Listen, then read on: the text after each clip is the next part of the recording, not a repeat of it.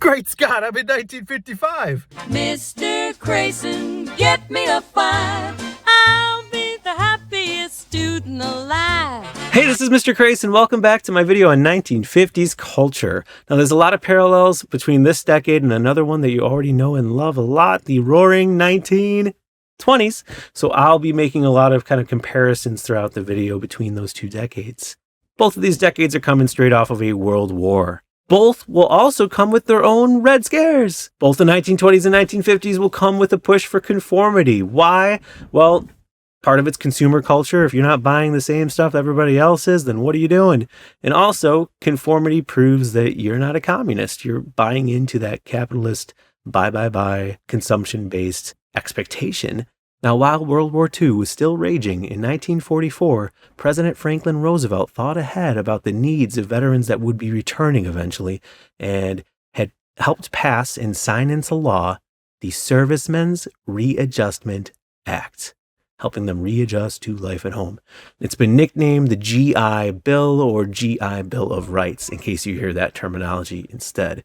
It does a lot of things, but some of the highlights are it helped pay for education for veterans. Your entire college experience could be paid for, which then enables you to get a really good high-paying job and to buy the American dream. Another thing it did was make housing very affordable for veterans. It offered loans at incredible rates, really low rates like 3%, 4%, and it was guaranteed that they would be given these loans just because they were veterans of war. It gave out unemployment for a year as well if you struggled to find a job. It did many things to help veterans of war return to domestic life at home.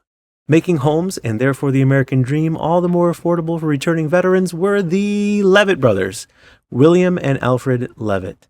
William was the CEO of Levitt and Sons Real Estate, and his brother Alfred was the engineer, architect, the builder really in the partnership. Alfred had engineered very easy to make, kind of cookie cutter style homes that could be built fast and efficiently in a mass production style to where they can build these massive communities very quickly.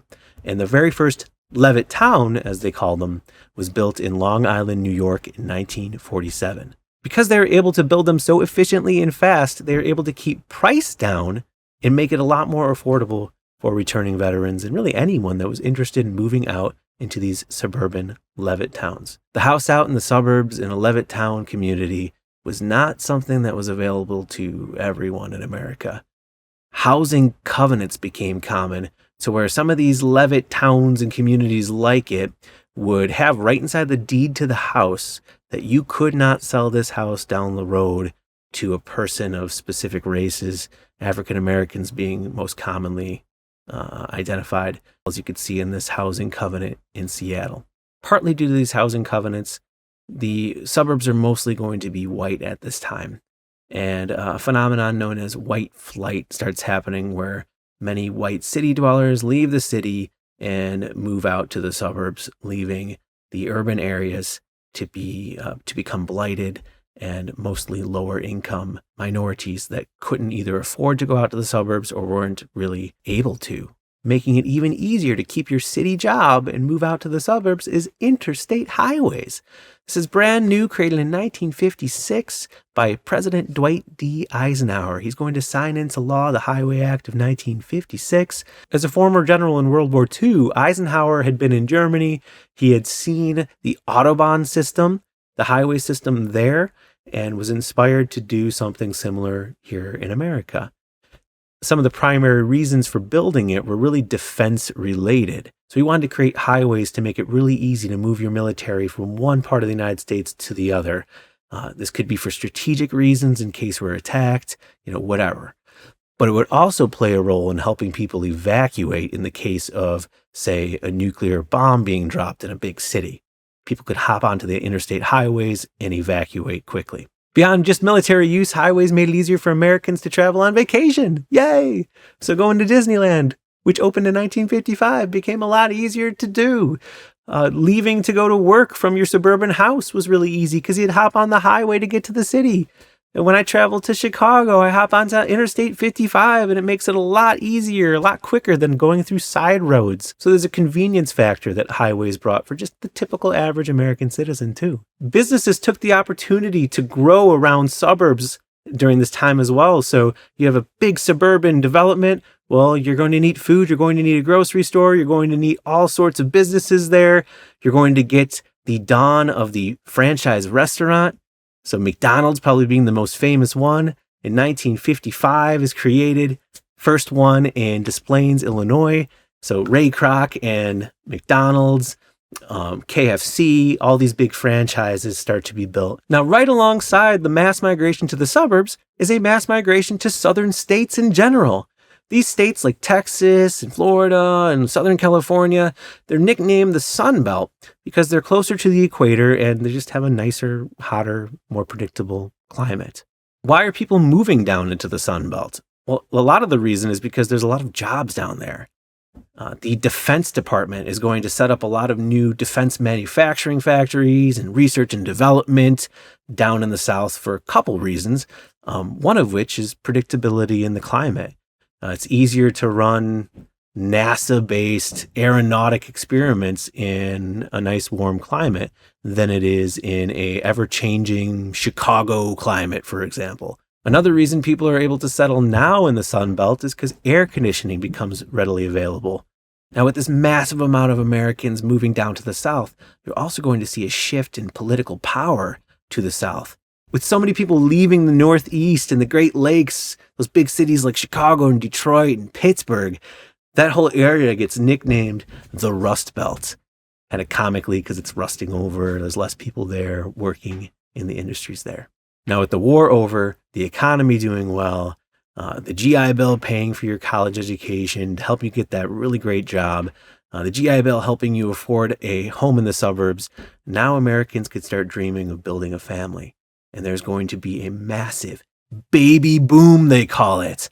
The repercussions are still felt today with these boomers reaching retirement age at this point now.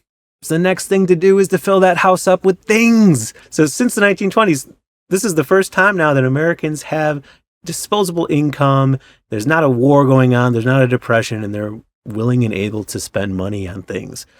So advertisements help promote consumption as well. You'll see a lot of that. Everyone needs to have the newest, nicest TV, refrigerator, stovetop, all sorts of appliances, air conditioner. I've got to buy that new car. And just like in the 1920s, buying on credit becomes really popular again. But now it's even easier to do because of the invention of the credit card. In 1950, the first credit card, the Diners Club card, is created. Within the decade, like by 1958, for example, you've got American Express with a credit card. Credit cards start to be more common just in general. And it makes it a lot easier to buy things you don't need and maybe can't afford. Advertisers are also trying to promote a certain image of family life in the 1950s, and ads do promote women to return to the domestic sphere as child rearers, as people taking care of the home. Most of the popular TV shows of the era, like Leave It to Beaver and Father Knows Best, highlighted a nuclear family with mother and father being the heads of the household, and they too usually promoted the image of a wife being in the domestic sphere. Shows like I Love Lucy would challenge that a bit, but a lot of times would still promote that image in the end. Now, something notable that's different here than in the 1920s is while women after World War I started to gradually leave the workplace, women continue to stay in the workplace, and the numbers just continue to increase over time. The television was to the 1950s what the radio was to the 1920s. It was the medium of mass culture. It promoted consumerism with its many ads. It promoted conformity with its nationwide uniform programming. It even affects politics when the first presidential debate between JFK and Richard Nixon takes place in 1960. In the 1950s, you also have a counterculture that's really disillusioned with consumerism and all the stuff that's going on, the conformity and all that, which is a lot like the 1920s. Just like the lost generation writers of the 20s, you're going to have the beat generation of writers and poets in the 50s, like Jack Kerouac in his book On the Road and Allen Ginsberg in his poem America, that are going to present to you an alternate American set of values, challenge the current conformity and consumerist culture, and ultimately The beatniks, as they were derogatorily called, are going to highly influence the counterculture of the 1960s and the hippies. So keep an eye out for that. Books like William White's Organization Man point out that people are losing their very souls to the organizations they work for. This collectivism, it's called out. Same thing will kind of happen with music of the era too. You'll have styles like doo-wop that are really pleasant, easygoing, the lyrics are about wholesome things usually, versus rock and roll, which will make people really uncomfortable. You have figures like Elvis Presley who will dance provocatively and really challenge kind of the status quo. Over in films, you have iconic figures like James Dean in movies like Rebel Without a Cause, really voicing those feelings of rebellion and teenage disillusionment with American culture. He gives them a voice, and you start to feel the rumblings of that rebellion and counterculture that's on the way in the 1960s. All right, I'm calling it. That's going to be it for this video on 1950s culture. Thank you so much for listening. Have a great rest of the day. And for me, now it's going to be back to the future.